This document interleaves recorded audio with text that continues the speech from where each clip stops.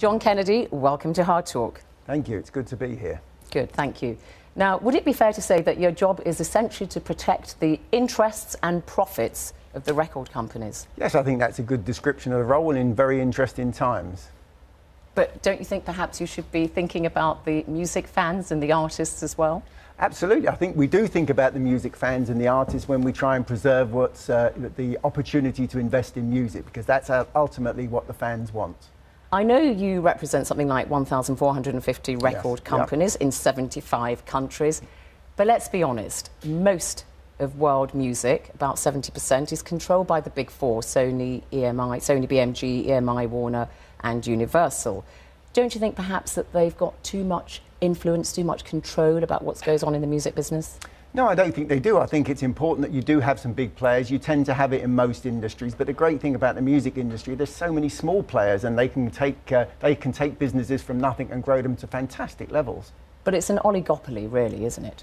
70% is a very big percentage of the market to have. But remember, these are individual companies operating in different markets, but very much with their own character. I was in Japan a couple of weeks ago, and in Japan, Sony Japan is a very different company from Sony UK. You get an incredible spread of talent and investment, of course. You say protecting the interests of the artists, but you know that quite a few very well-known names, I mean, Robbie Williams, Paul McCartney, George Michael, have turned their backs on the record companies. Some very high-profile complaints. Paul McCartney left EMI only last year. This is bad PR for you, isn't it? I don't think it's bad PR. What you have is, when you look at artists, you have to look at two different scenarios. You have to look at an unknown artist and what they need from a record company, and you have to look at an established artist and see what they need for a record company. And with an established artist, you need to remember that at one stage they desperately needed that record company. They were as keen to sign that first deal as a new artist is today, and they needed a record company. And in many respects, they need it today. Robbie Williams is very much still with EMI. I'm not saying that he isn't, but I mean, you don't think that perhaps they've got a point? Because, I mean, basically, they may feel that perhaps it's just the few of them who are carrying the profits of these organisations and perhaps trying to, you know, carry too much of a burden on their shoulders. They'd like to have a better share of those profits.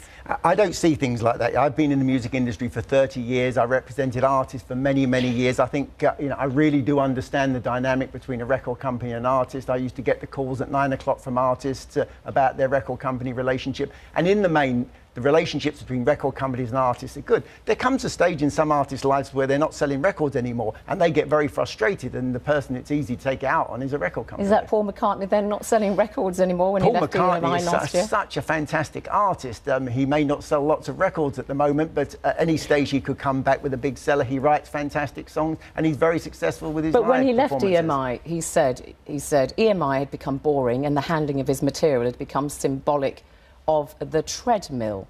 I mean, these are people who are not just leaving because they want to exploit new opportunities, they're leaving also complaining.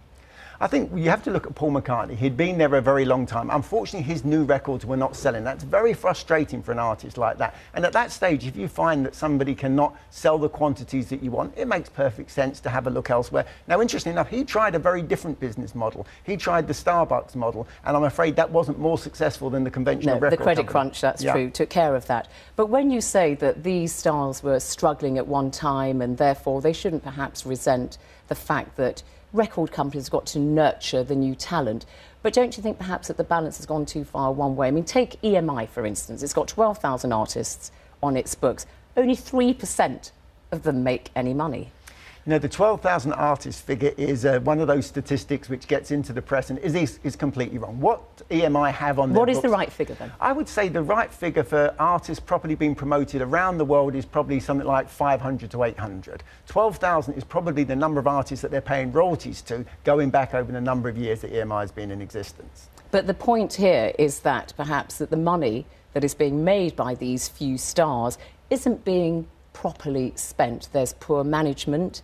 There's a great deal of waste, and sometimes millions of dollars and pounds are thrown at new acts without any idea that you're going to get the money back, and probably no likelihood. You know, I don't think that's a fair way of describing it. The music industry is a very tough industry. If we could all choose artists that were only going to have hits, it'd be incredibly successful. But no industry invests more money back in talent than the music industry. We have what we describe as a virtuous cycle of investment, where we find artists, we discover artists, we sign artists, we take them to market, and then we take the revenues from market and reinvest them in new artists. We invest 20% of our revenues back in new artists. No other industry does that. We beat all other industries. I think everybody understands that there is always going to be a bit of a tension between commercial decisions and trying to nurture creativity and art, and sometimes the two don't always sit together very easily. But when you hear what somebody like Guy Hands of Terra Firma, the capital company, said when he took over the ownership of EMI, I mean, he reckons that poor management, waste, spending hundreds of thousands of pounds on taxes, on flowers, on unnecessary gifts to people is costing EMI something like £100 million a year. Well, Guy Hands is a very clever man. He's been very successful in other industries. He's worked it out, that's right, he's worked out the money. But the great thing about Guy Hands is he's come in to invest in EMI. He sees an opportunity. He's been successful. I think it's encouraging that he has decided this is a business where he can launch a turnaround of EMI and make it very successful. I'll give you another example, though, of how stars, perhaps, are doing things in a different way from how they've traditionally done business with the record companies. Take the US singer Prince. I mean, this year he gave away 2.8 million free copies of his CD in the British newspaper, The Mail, on Sunday, his new CD, Planet Earth. I mean, this must be a big blow for the record companies. Well, I think it's just an indication of the unbelievable number of business models there are in the music industry these days. For Prince to do that makes perfect sense for him. And an artist, an established artist like that, has to look at what makes sense for him. His records, unfortunately, weren't selling well. He's somebody who does fantastically well with live performances. And this was promotion for his live performances, and also managed to get his new music to a greater number of people than he would have done in the past. The music industry's always been about clever new means of promotion and getting to fans, and this was a great example of it. And is this something that perhaps the record companies are going to be looking at? Because CD sales, of course, are down globally, something like 16% last year on the previous year, that you're going to start saying, OK, well, there are free CDs thrown around all over the place.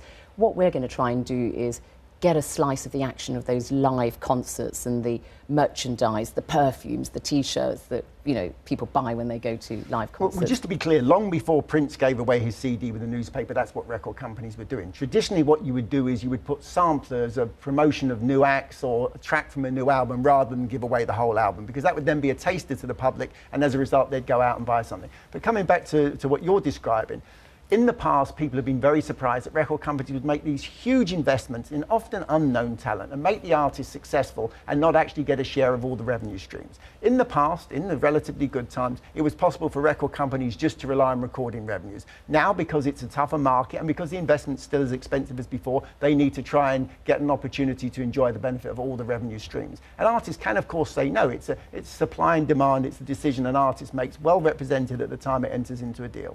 But, I mean, doesn't that just make you, like any other commercial business, any other commercial industry, where's all that creativity you were talking about when basically you're relying on the revenue stream of T-shirts and scent and all baseball caps or whatever? First and foremost, we do need to remember that it is the music industry. It is an industry. It invests, it employs people, it pays taxes, so it needs to have a commercial model. At the same time, it employs people who help with the creative process and are very good at helping with the creative process. They can be the ones that filter through a number of songs in a studio and say that's the one that's going to be a hit. So I think the music industry is a fantastic balance between creativity and commercial common sense. And you're happy with that, relying on this new revenue stream of the T-shirts from concerts? Absolutely. I think one of the most important things is that music is the most popular consumer product in the industrialised world. More music's being consumed than ever before, less is being paid for, unfortunately. Music's so important to people. If you walk out in the street, you will see lots of people with headphones, on tubes, on buses, people with headphones, more music than ever before. Now, we need to reproduce new music. They don't want to listen to old music over and over again.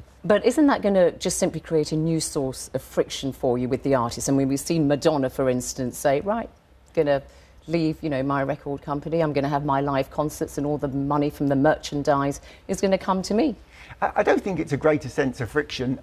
You have to remember that Madonna... But they may want to do that, though, like Madonna. And that's perfectly reasonable for them to do. She, at some stage, with a one single deal, needed some help from a record company. She's gone on to sell millions of records. It gets to the stage in her career where she now believes that she can do better with another company, Live Nation. But Warner Brothers Music... And she said she felt such freedom after 24 years of shaking off this yoke. The truth of the matter is, I think it's not unfair to say that Warner's could have re-signed her if they'd wanted to. But the deal became tough, very tough in this climate, and they decided from a commercial point of view, it was time to walk away.